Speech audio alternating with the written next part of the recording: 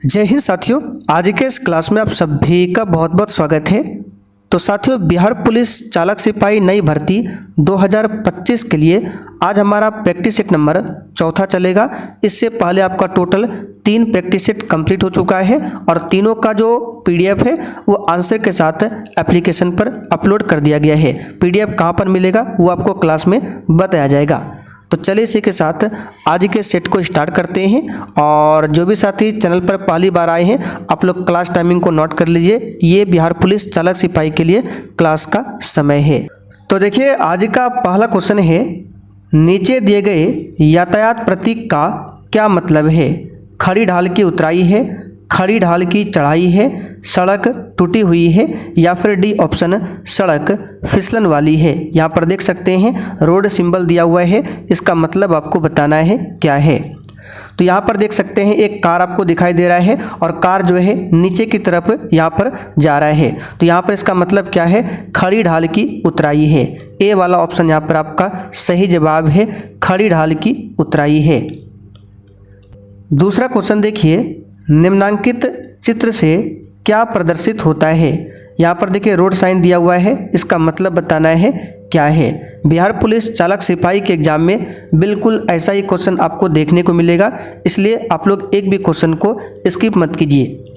तो देखिए इसका मतलब क्या है? इसका मतलब होता है आगे क्या है? स्कूल है। ए ऑप्शन यहाँ पर आपका सही जवाब है, आगे क्या है? स्कूल है। तीसरा क्वेश्चन देखिए, नीचे दिए गए चिन्ह से क्या संकेत मिलता है? तो ये जो चिन्ह दिया हुआ है इसका मतलब क्या है? तो इस चिन्ह का मतलब होता है आगे पब्लिक फोन है। तो देखिए सी ऑप्शन में दिया हुआ है पब्लिक फोन। अगला क्वेश्चन देखिए, नीचे दिए गए पुर्जे का नाम क्या है? ये गाड़ी का पार्ट्स है, इसका नाम बताना है क्या है। साथ ही इस प्रैक्टिस सेट में आपको हर तरह के क्वेश्चन देखने को मिलेगा। गाड़ियों के पार्ट्स के नाम, उसके बाद यातायात संकेत और मोटर व्हीकल एक्ट, इन सभी टॉपिक से संबंधित इस प्रैक्टिस सेट में आपको क्वेश्चन देखने को मिलेगा। तो इस पुर्जे का नाम क्या है? तो आप सभी जानते हैं ये स्पार्क प्लग है। तो डी ऑप्शन यहाँ पर आपका सही जवाब है, स्पार्क प्लग। अगला क्वेश्चन देखिए, धारा 122 क्या है? चलिए क्वेश्चन नंबर 5 के लिए आप लोग आंसर बताइए। इस प्रैक्टिस सेट में आगे अभी आपको जीके जीएस का भी क्वेश्चन देखने को मिलेगा, इसलिए पूरा प्रैक्टिस सेट को लगाइए। तो देखिए धारा 122 क्या है? तो गाड़ी को खतरनाक स्थिति में छोड़ना, धारा 122 सी ऑप्शन यहाँ पर आपका राइट है। और साथ ही यहाँ पर देख सकते हैं बिहार पुलिस चालक सिपाही के लिए आपका जो न्यू बैच है वो स्टार्ट हो चुका है। ज्वाइन कैसे करना है वो आपको क्लास के लास्ट में बताया जाएगा। फिलहाल ये हमारा व्हाट्सअप नंबर दिया हुआ है, इसको नोट कर लीजिए। इस पर मैसेज करके भी बैच के बारे में आप संपूर्ण जानकारी ले सकते हैं। बैच कहाँ पर मिलेगा? तो ये हमारा एप्लीकेशन है, इसका लिंक डिस्क्रिप्शन बॉक्स में मिल जाएगा, या फिर प्ले स्टोर पर सर्च करके भी इसे डाउनलोड कर सकते हैं। आगे देखिए, मनुष्य के शरीर में सबसे छोटी ग्रंथि क्या है? तो सिंपल सा क्वेश्चन है, मनुष्य के शरीर में सबसे छोटी ग्रंथि है पिट्यूटरी ग्रंथि। इसको मास्टर ग्रंथि भी बोला जाता है, ये मस्तिष्क में पाया जाता है। और शरीर की सबसे बड़ी ग्रंथि की बात करें तो ये हो जाएगा लीवर यानी कि यकृत ग्रंथि, ये शरीर की सबसे बड़ी ग्रंथि है। रेफ्रिजरेटर में जल को ठंडा करने के लिए कौन सा गैस प्रयुक्त की जाती है? चलिए बताइए क्वेश्चन नंबर 7 के लिए आंसर क्या होगा? रेफ्रिजरेटर में जल को ठंडा करने के लिए कौन सा गैस प्रयुक्त किया जाता है? तो याद रखिएगा अमोनिया का इस्तेमाल होता है। सी ऑप्शन यहाँ पर आपका सही जवाब है, अमोनिया। हाइड्रोजन की बात करें तो इसके 3 समस्थानिक है, कल भी हमने आपको बताया था। हाइड्रोजन की खोज किसने किया था? हेनरी कैवेंडिश ने। आगे देखिए, ताप बढ़ने से पृष्ठ तनाव पर क्या प्रभाव पड़ेगा? चलिए क्वेश्चन नंबर 8 के लिए आंसर बताइए। और साथियों, जो भी गाड़ियों के पार्ट्स के नाम है अगर आपको थ्योरी के साथ पढ़ना है तो वो आपको एप्लीकेशन पर मिल जाएगा, पूरा थ्योरी वहाँ पर अपलोड कर देंगे पीडीएफ थ्योरी का, तो उसको पढ़ सकते हैं। तो ताप बढ़ने से पृष्ठ तनाव पर क्या प्रभाव पड़ेगा? तो यहाँ पर इसका सही जवाब है वो घटेगा। क्या होगा? घटेगा। चलिए आगे देखिए, किस सिंधु कालीन स्थल से एक ईंट पर बिल्ली का पीछा करते हुए कुत्ते के पंजों के निशान मिले हैं? और क्लास टाइमिंग को ध्यान रखिएगा, ये क्लास आपको डेली शाम 7 बजे लाइव चैट के साथ दिया जाता है और बहुत ही जल्द बैच में आपका सब्जेक्ट वाइज क्लास भी स्टार्ट हो जाएगा। तो यहाँ पर इसका सही जवाब है ऑप्शन सी, चनहुद्रो से मिला है। चलिए आगे देखते हैं। भारतीय संविधान के किस अनुसूची में विभिन्न पदाधिकारियों द्वारा पद ग्रहण के समय ली जाने वाली शपथ का उल्लेख मिलता है? बताइए किस अनुसूची में। टोटल वर्तमान में 12 अनुसूचियां हैं। जब संविधान लागू हुआ था मूल संविधान में 8 अनुसूचियां थी। तो 8वीं अनुसूची में क्या है, 22 भाषाओं का उल्लेख है। 9वीं अनुसूची किससे संबंधित है, तो ये भूमि सुधार से। 10वीं अनुसूची दल बदल कानून से। 11वीं अनुसूची पंचायती राज से और 12वीं अनुसूची जो है नगर पालिका से संबंधित है। तो कौन सी अनुसूची पदाधिकारियों द्वारा पद ग्रहण के समय ली जाने वाली शपथ का उल्लेख करता है, तो यह है तीसरी अनुसूची। बी ऑप्शन यहाँ पर आपका सही जवाब है, तीसरी अनुसूची। आगे देखिए, निम्न में से किसको भविष्य का ईंधन कहा जाता है? और साथियों 2010 से लेकर अब तक CSBC के द्वारा जितने भी क्वेश्चन पूछे गए हैं वो सब क्वेश्चन आपको 1 लाइनर फॉर्म में कहाँ पर मिलेगा, तो बैच में। ये सब कुछ धीरे धीरे अपलोड हो रहा है। तो किसको भविष्य का ईंधन कहा जाता है, यहाँ पर इसका सही जवाब क्या हो जाएगा, तो अभी हमने बताया था हाइड्रोजन को भविष्य का ईंधन माना गया है। आगे देखिए, मानव शरीर की सबसे बड़ी ग्रंथि कौन सी है? तो देखिए, मानव शरीर की जो सबसे बड़ी ग्रंथि है ये हो जाएगा यकृत ग्रंथि। फीमर क्या है, मानव शरीर की सबसे लंबी हड्डी का नाम है जो कि जांघ में पाया जाता है। चलिए आगे देखिए, निम्न में से किसे कोशिका की प्रोटीन की फैक्ट्री कहा जाता है?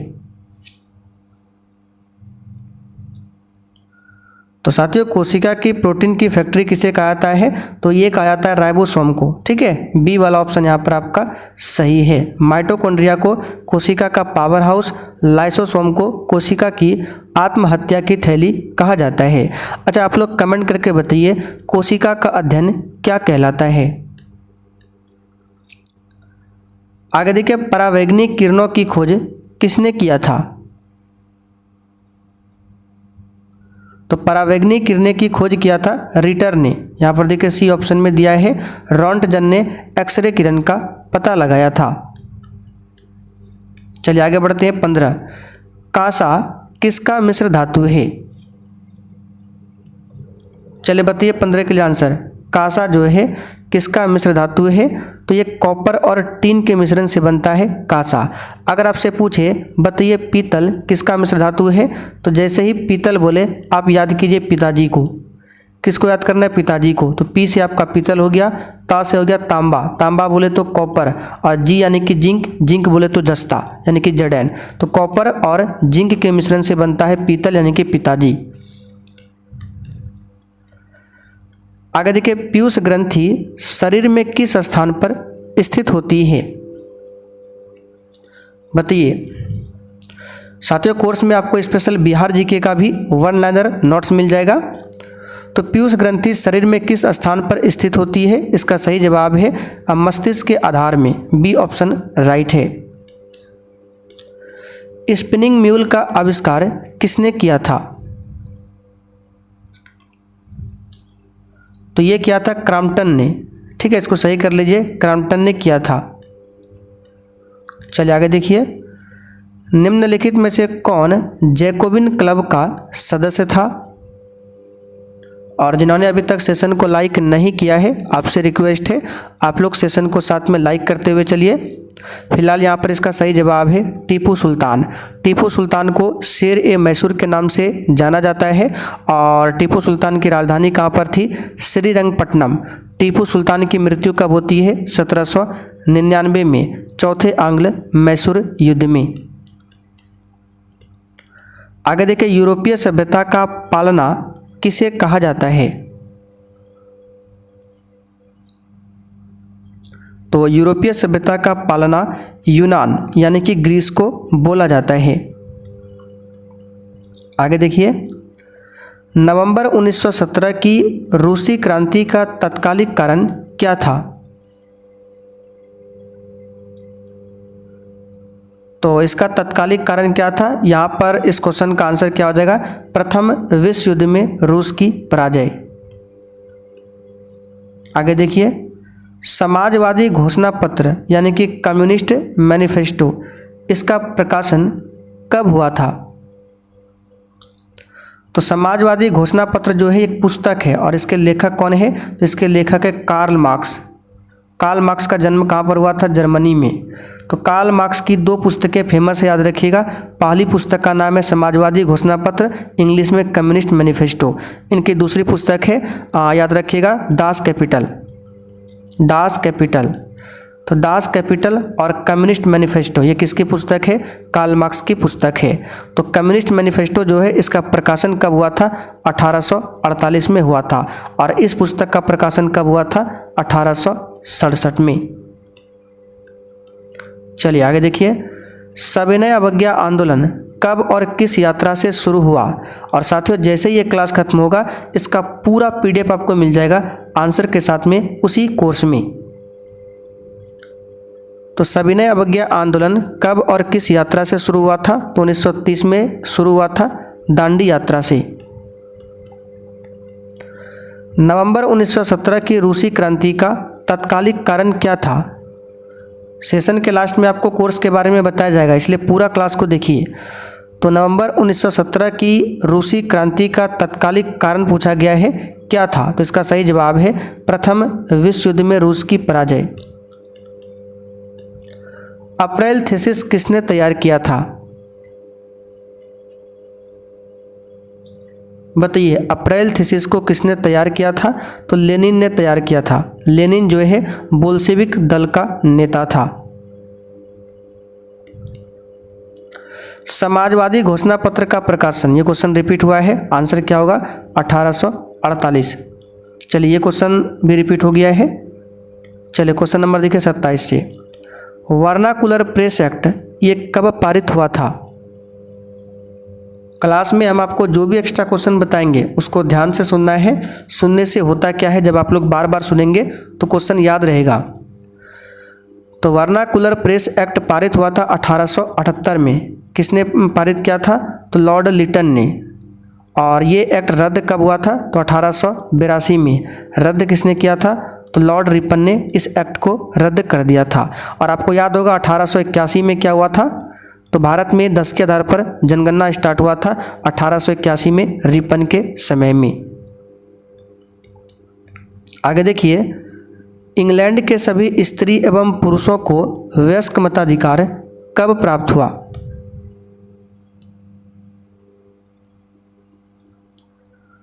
तो ये प्राप्त हुआ था 1918 में। सी वाला ऑप्शन यहाँ पर सही है। चलिए आगे देखते हैं 29, भारत के लिए पहला फैक्ट्री एक्ट कब पारित हुआ? तो इम्पोर्टेंट क्वेश्चन है, 1881 में हुआ था। और इस समय किसका शासन था? रिपन का। रिपन के समय में लॉर्ड रिपन को स्थानीय स्वशासन का जनक भी बोला जाता है। चलिए आगे देखते हैं, Visvesvaraya iron and steel company जो कि भद्रावती है किस राज्य में स्थापित की गई है?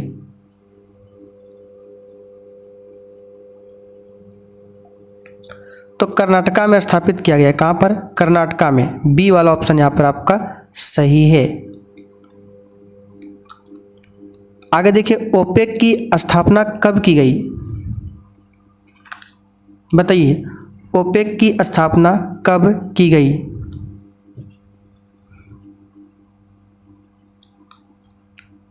तो साथियों ओपेक की स्थापना 1960 में किया गया था। ओपेक का हेडक्वार्टर कहाँ पर है? ऑस्ट्रिया की राजधानी वियना में।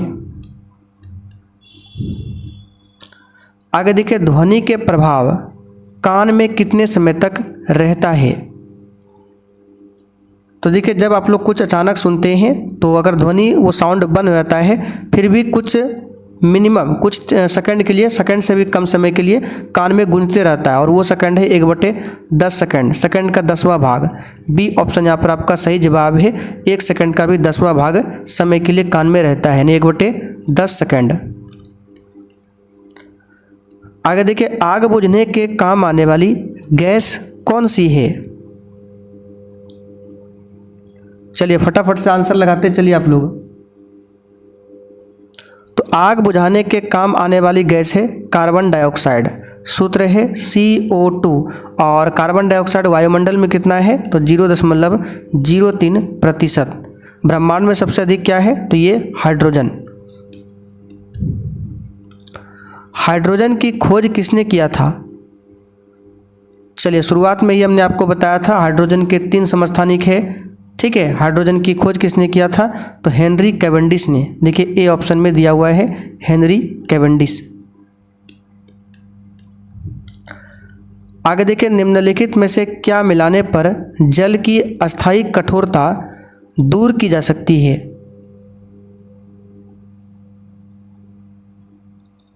तो ये है सोडियम कार्बोनेट। इसको मिलाने पर जल की अस्थायी कठोरता दूर हो जाती है। आइए आगे देखते हैं, निम्नलिखित में से किसे वनस्पति शास्त्र का संस्थापक कहा जाता है? तो साथियों, वनस्पति शास्त्र का संस्थापक थियोफ्रिस्टस को कहा जाता है। अरस्तु को जीव विज्ञान का पिता बोला जाता है। लिनियस को वर्गीकी का जनक, कैरोलस लिनियस को वर्गीकी का जनक बोला जाता है।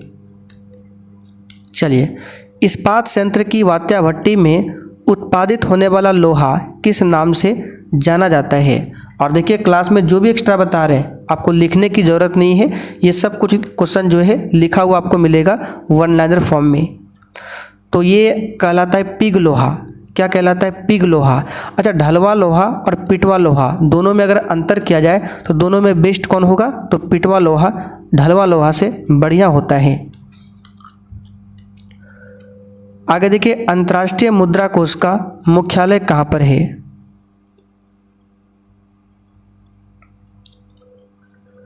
तो अंतर्राष्ट्रीय मुद्रा कोष का मुख्यालय है कहाँ पर? तो इसका सही जवाब हो जाएगा जहाँ पर विश्व बैंक का मुख्यालय है, यानी कि वाशिंगटन में। बी वाला ऑप्शन यहाँ पर आपका सही जवाब है।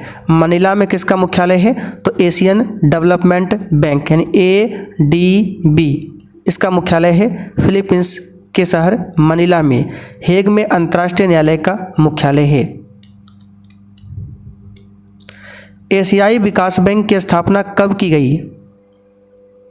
अभी बताया just ADB, Asian development bank, ठीक है। इसका हेडक्वार्टर मनीला में है और इसकी स्थापना दिसंबर 1966 में किया गया था।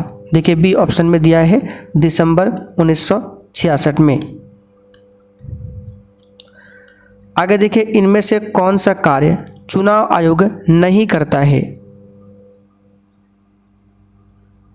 तो मतदाता सूची तैयार करना ये काम है। उम्मीदवारों का नामांकन ये भी करता है।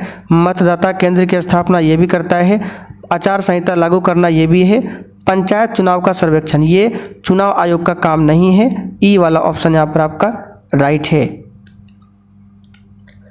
भारतीय संविधान के किस अनुच्छेद में देश के सभी नागरिकों को स्वतंत्रता का मूल अधिकार दिया गया है? बताइए। तो इस क्वेश्चन का सही जवाब क्या है? अनुच्छेद 15 में दिया गया है। ए वाला ऑप्शन यहाँ पर आपका सही आंसर है। अनुच्छेद 17 में अस्पृश्यता यानी कि छुआछूत का अंत किया गया है। 19 में स्वतंत्रता का अधिकार है। आर्टिकल 21 में प्राण एवं दैहिक स्वतंत्रता का अधिकार है। आगे देखिए, भारत सरकार द्वारा पहली राष्ट्रीय शिक्षा नीति की घोषणा कब की गई?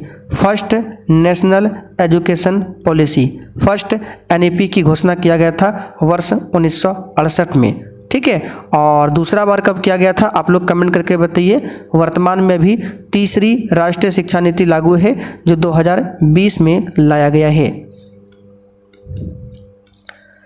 किस क्षेत्र को तृतीय क्षेत्र कहा जाता है?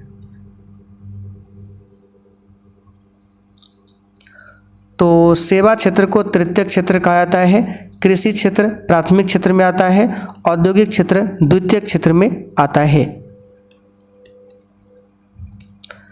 आगे देखिए, भारत में सबसे पहले राष्ट्रीय आय का आकलन किसने किया? तो भारत में सबसे पहले राष्ट्रीय आय का आकलन किसने किया? यहाँ पर 44 के लिए आंसर हो जाएगा दादा भाई नौरोजी ने। ए वाला ऑप्शन यहाँ पर आपका सही आंसर है। दादा भाई नौरोजी को भारत का वृद्ध पुरुष बोला जाता है और इन्होंने धन निष्कासन का सिद्धांत भी दिया था। प्राकृतिक संसाधनों के संरक्षण हेतु 1968 में कौन सा कन्वेंशन हुआ था? बताइए इस क्वेश्चन का आंसर क्या होगा फटाफट से। तो प्राकृतिक संसाधनों के संरक्षण हेतु 1968 में कौन सा कन्वेंशन हुआ था? तो अफ्रीकी कन्वेंशन हुआ था। यहाँ पर देखिए ए ऑप्शन में दिया हुआ है अफ्रीकी कन्वेंशन। डेसिबल किसकी इकाई है? बताइए। तो सातों डेसिबल जो है ध्वनि की तीव्रता की इकाई है। यहाँ पर आंसर हमारा क्या होगा? ए वाला ऑप्शन ध्वनि की तीव्रता। और अगर आपसे पूछे डॉप्सन किसकी इकाई है? एक होता है डॉप्सन, तो ये ओजोन परत की मोटाई को मापा जाता है डॉप्सन से। आगे देखिए, हमारे रक्त में हीमोग्लोबिन का कार्य क्या है?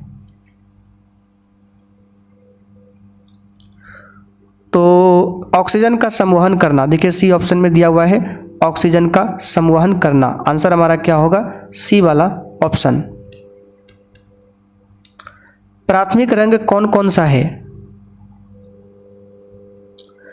तो हमने आपको बताया था RGB, रेड ग्रीन ब्लू, ये क्या है? प्राथमिक रंग है।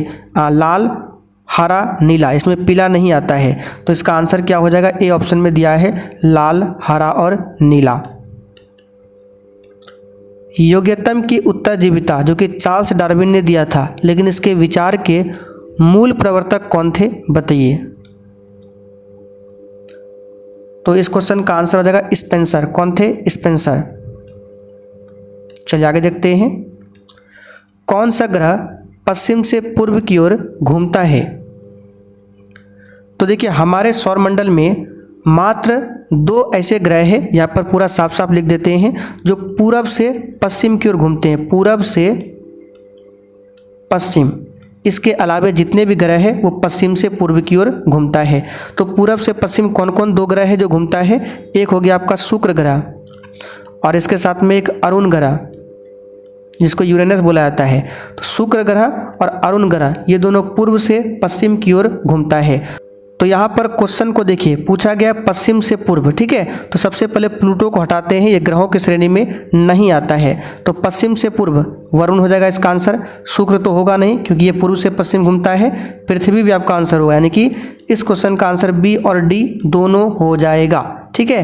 क्योंकि शुक्र और अरुण को छोड़कर जितने भी है वो पश्चिम से पूर्व की ओर घूमता है। तो शुक्र को हटा दीजिए, तो यहाँ पे वरुण भी है, ऑप्शन में पृथ्वी भी है, तो आंसर दोनों होगा। तो साथियों, आज का प्रैक्टिस सेट यहीं पर समाप्त होता है। अब जिनको भी चालक सिपाही के लिए बैच ज्वाइन करना है, आइए आपको बताते हैं क्या करना होगा। तो बैच को ज्वाइन करने के लिए सबसे पहले इस एप्लीकेशन को डाउनलोड कीजिए, लिंक डिस्क्रिप्शन बॉक्स में दिया हुआ है। डाउनलोड करने के बाद ओपन करना है। तो जैसे ही ओपन करेंगे आपके सामने कुछ इस प्रकार से शो होगा, आपको ऑल कोर्स पर क्लिक कर देना है। तो जैसे ही ऑल कोर्स पर क्लिक करेंगे तो सबसे ऊपर ही आपको मिल जाएगा मात्र 125 में बिहार पुलिस ड्राइवर के लिए नया बैच। अभी ऑफर चल रहा है, तो बाय नाउ करके इस बैच को परचेज कर सकते हैं। और जो भी अभ्यर्थी फ़ोन पे या फिर गूगल पे का यूज नहीं करते हैं, आपको क्या करना है, हमारा जो व्हाट्सअप नंबर है इस पर मैसेज करना है, तो वहाँ पर आपको स्कैनर मिल जाएगा, ठीक है। बाकी बैच में क्या क्या मिलेगा सब कुछ यहाँ पर देखिए लिखा हुआ है। इसके साथ में एक आपको स्पेशल बिहार जीके का भी नोट्स मिल जाएगा। और गाड़ियों के पार्ट्स के नाम और जो मोटर व्हीकल एक्ट है उसका अगर आप थ्योरी के साथ पढ़ना चाहते हैं तो थ्योरी का भी PDF आपको मिल जाएगा। तो आप लोग देर मत कीजिए, फटाफट से बैच को ज्वाइन कीजिए और अपनी तैयारी को आज से ही स्टार्ट कीजिए।